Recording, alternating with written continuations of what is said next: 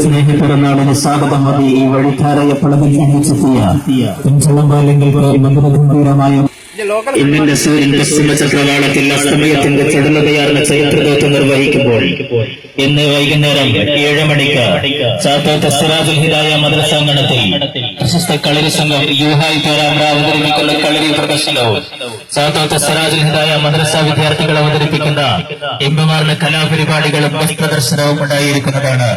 ഈ പ്രദേശത്തെ മുഴുവൻ ആളുകളെയും ഞങ്ങൾ സഹർഷം സ്വാഗതം ചെയ്യുന്നു, ക്ഷണിക്കുന്നു ചാത്തോത്ത് സിറാജുൽ ഹിദായ മദ്രസാങ്കണത്തിലേക്ക്.